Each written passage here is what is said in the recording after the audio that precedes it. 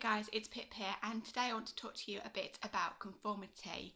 Now, the reason I want to talk to you about this is because, one, it's something that we all do, and two, obviously it affects a great proportion of your life. So first of all, I want to let you know that conformity is not necessarily a bad thing as long as you are aware that you are doing it and you are making a conscious choice to do this. Now, what do I mean by that? So in our lives, in your life, so you may or may not get up and have breakfast in the morning. I personally do, because I was always taught that your body needs fuel to start the day with. It's like kind of running a car on empty.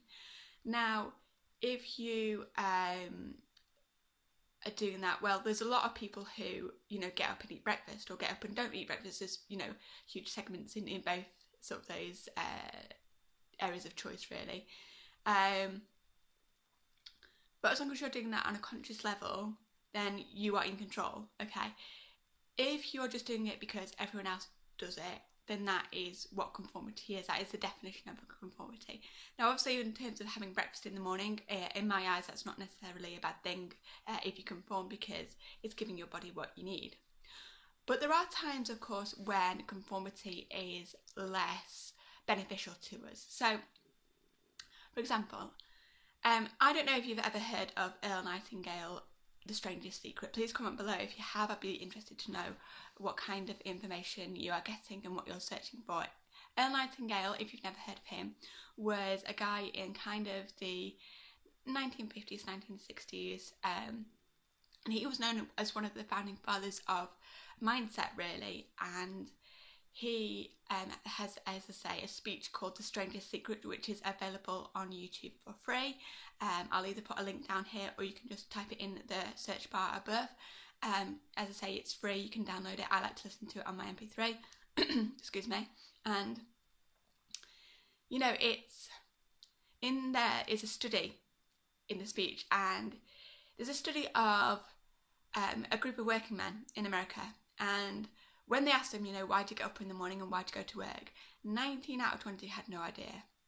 19 out of 20. That's, and if you multiply that by kind of the population of America, that's a lot of people not knowing why they're going. Now, of course, this isn't just in America, it's in a lot of different cultures. Even in sort of countries where we still have what we perceive in the Western society to be kind of barbaric,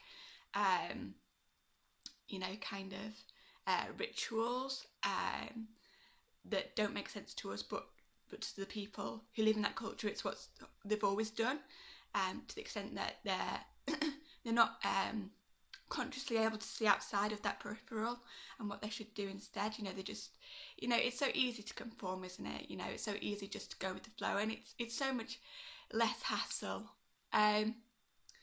So conformity is, as I say, it can be a good thing or a bad thing.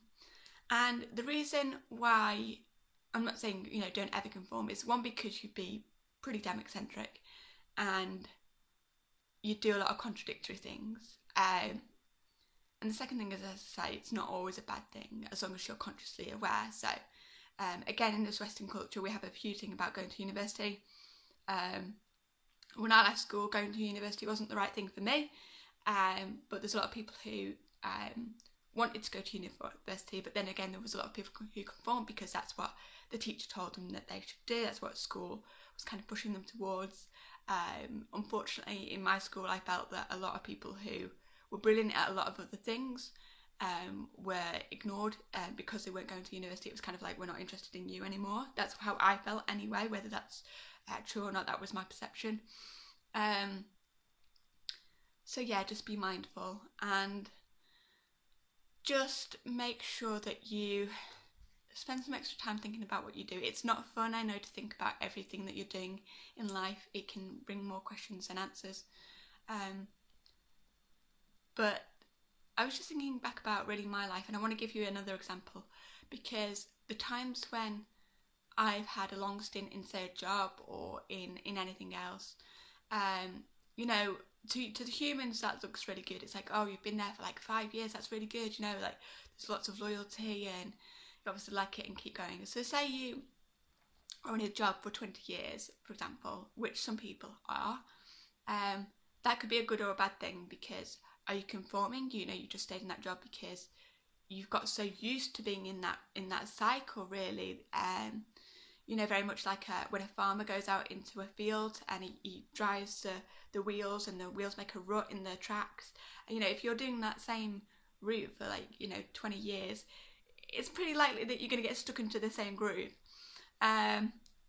Or, you know, are you doing that because actually over those years the company's really developed and you've really liked your position and that's why you stayed? You know, are you consciously or unconsciously conforming?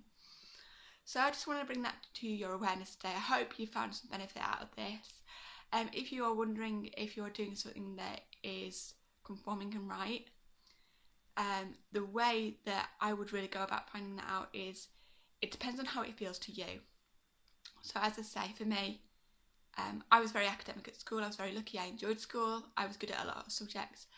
But I passed through 4 different schools, and I was in nursery and I was at the childminder. So really from a very, very young age, really about 3, I was in institutions, and I got to the age of 18 and I was sick of being institutionalised. I really was sick of being institutionalised. I hadn't seen anything of the world, and for that reason, and also because of my dad at the time being in and out of a job and kind of the pressure that was putting on my family, I chose not to go to university. And a couple of years later I went, and again it wasn't the right time for me. So you have to know how it feels to you.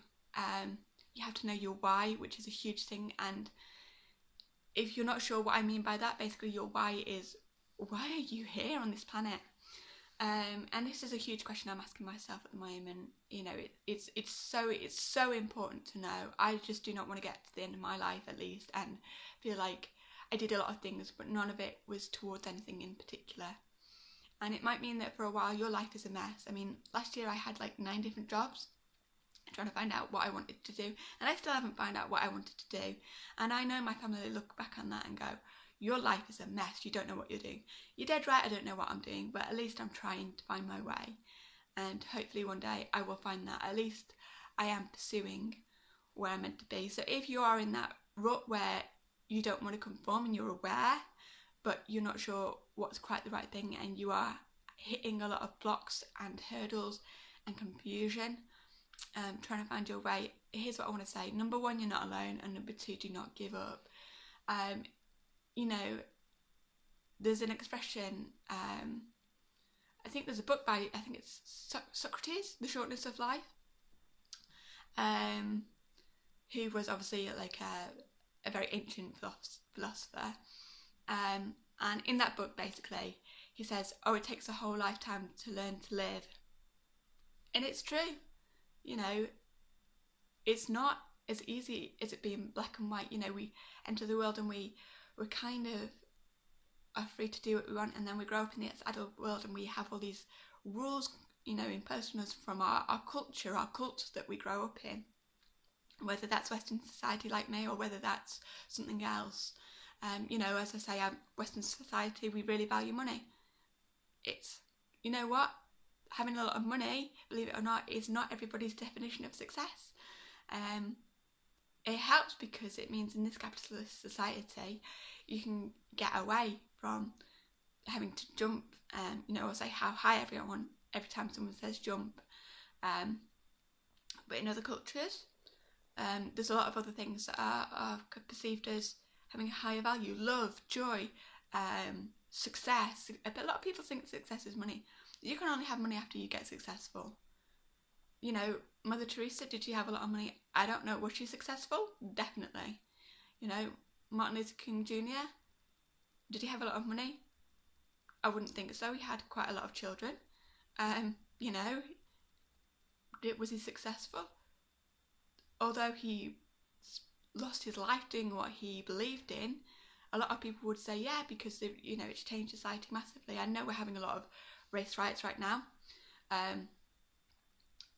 And, you know, not all of those problems are solved, but I think he made a huge step in society. So you've got to rethink what is your definition of success.